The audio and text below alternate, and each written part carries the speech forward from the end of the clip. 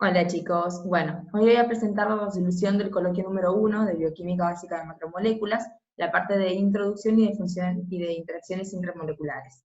Bueno, a modo de introducción, las primeras preguntas son bien teóricas, básicamente me hace enumerar las características fundamentales de los organismos vivos, son características que todos conocemos, sabemos que los organismos vivos son complejos y poseen alto grado de organización, crecen, se desarrollan, tienen un metabolismo justamente para mantener ese grado de organización y su complejidad, ya sea mediante reacciones anabólicas o catabólicas, poseen homeostasis, es decir, que mantienen constante el medio interno de su cuerpo, poseen irritabilidad para detectar y responder a los distintos estímulos, los organismos vivos también se adaptan y además se reproducen y tienen la característica de herencia.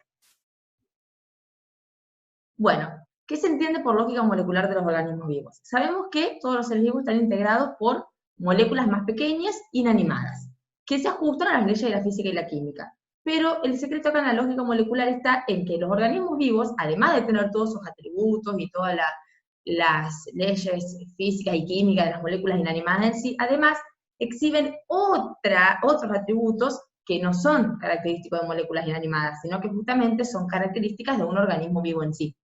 Por eso lo que trata de explicar la lógica molecular es decir que el organismo vivo alcanza la complejidad con herramientas moleculares a partir de cosas simples, a partir de la simplicidad. Es decir, con pocos componentes estructurales individuales logra producir un alto número de estructuras. Básicamente es eso, es algo que de algo tan chiquito y algo inanimado y algo tan pequeño, el organismo vivo es capaz de producir cosas más complejas.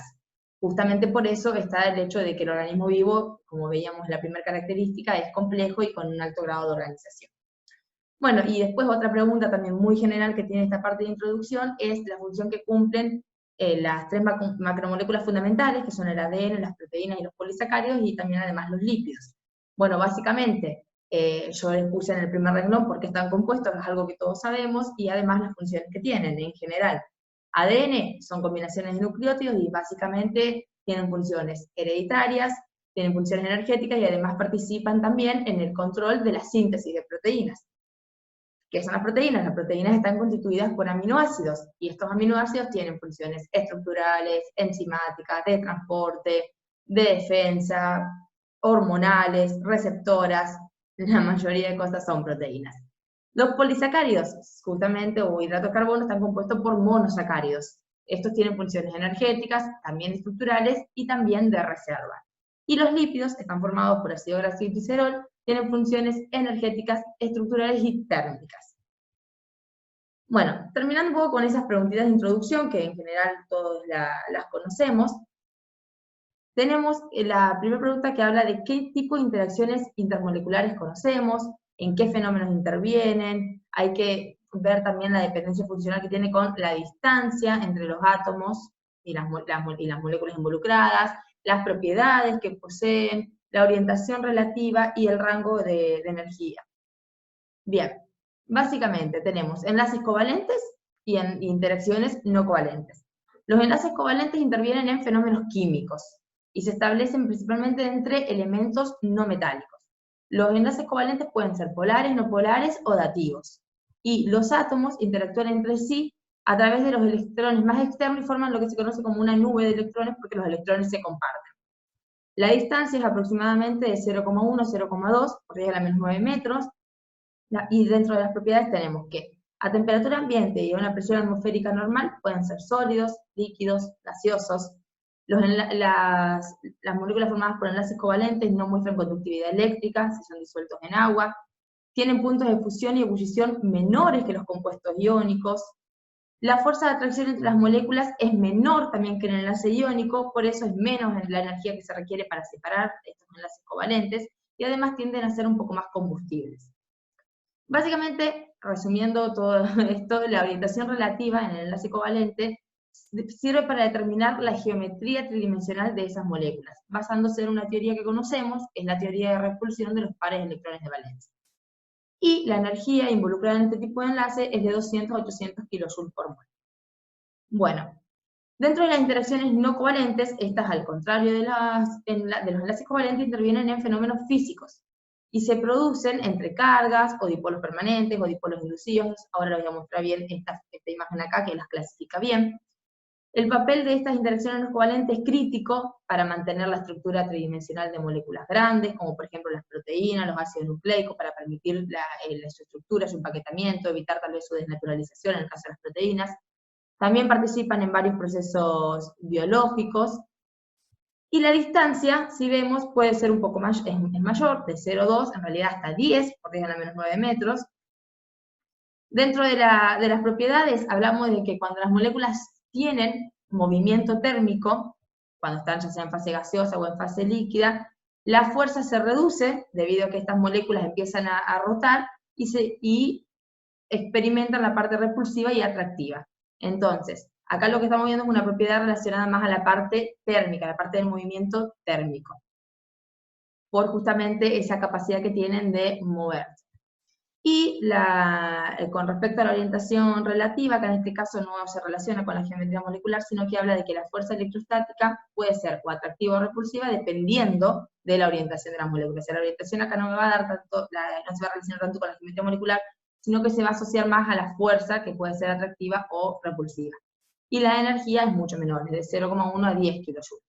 Bueno, y la imagen que yo quería mostrarles, que era una manera de clasificarlas, es que tenemos, por ejemplo, las fuerzas ion-ion, ion-dipolo inducido, fuerzas hidrofóbicas, y a su vez también tenemos las fuerzas de Van der Waals, como por ejemplo dipolo-dipolo, que dentro de estas están los puentes de hidrógeno, ya estas se van a ir viendo en el transcurso de los problemas, dipolo-dipolo inducido, o dipolo instantáneo, dipolo inducido. Bien, bueno, acá había un problema, que era un poco relacionar lo que vimos anteriormente, te daba ciertas reacciones y teníamos que ver si había formación o ruptura de enlace covalente o de alguna interacción no covalente.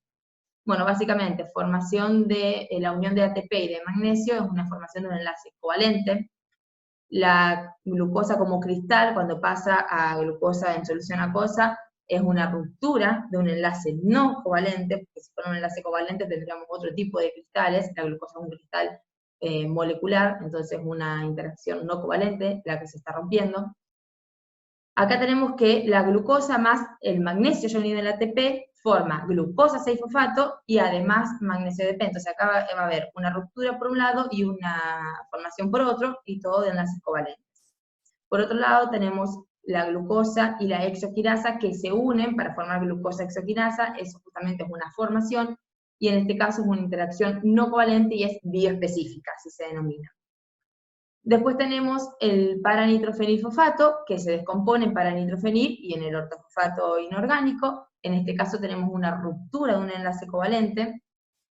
Por otro lado tenemos el cloruro de sodio como cristal, que forma justamente iones, forma el sodio como ion y el cloro, y en este caso tenemos una ruptura de una interacción no covalente iónica, justamente como dije, están involucrándose los iones. Anticuerpo-antígeno, la unión antígeno-anticuerpo, básicamente es una interacción no covalente y es bioespecífica, como la que veíamos de la glucosa y la hexoquinasa. Y la proteína desplegada, cuando se plega, se forma un enlace covalente y también hay interacciones no covalentes, se juegan las dos. También después se va a ir viendo porque hay otras preguntitas más relacionadas a proteínas.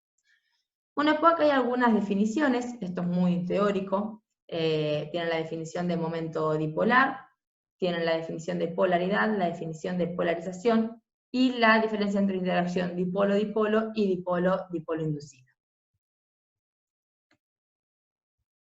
Bien, bueno, la pregunta número 4 dice, ¿qué energías de interacción son siempre atractivas y cuáles pueden ser indistintamente atractivas o repulsivas? Bueno, todas las que sean, todas las fuerzas intermoleculares de Van der Waals presentan anisotropía, excepto aquellas entre átomos de dos gases nobles, por ejemplo, porque sí van a depender de la orientación. Todas las interacciones de inducción y de dispersión, como por ejemplo las London, son siempre atractivas, sin importar la orientación. Por eso arriba decía eso de los gases nobles y de la orientación. Era como un párrafo introductorio, para que lo entiendan. Pero las fuerzas electrostáticas, las interacciones iónicas, pueden ser atractivas o repulsivas. Ahí tienen bien definido cuáles pueden ser solo atractivas y cuáles pueden ser tanto atractivas como repulsivas. La pregunta número 5 es un poco gráficamente, dice cuáles son las interacciones Van der Waals. trazando un diagrama que se pueda ver. Básicamente en este diagrama tenemos la distancia con respecto a la energía de atracción. Acá tenemos la distancia de enfoque más cercano, y esta distancia donde está el punto más bajo de la curva es la distancia mínima de energía. Tenemos una curva que representa la energía de atracción y una curva que representa la energía de repulsión, y la curva resultante de ellas dos es justamente el total de energía de interacción. Básicamente la distancia esta entre el eje y cuando empieza a aparecer energía es lo que se conoce como el radio de Van der Waals. Y acá tenemos, bueno, justamente como dice energía de atracción todo lo positivo, y como dice energía de repulsión todo lo negativo.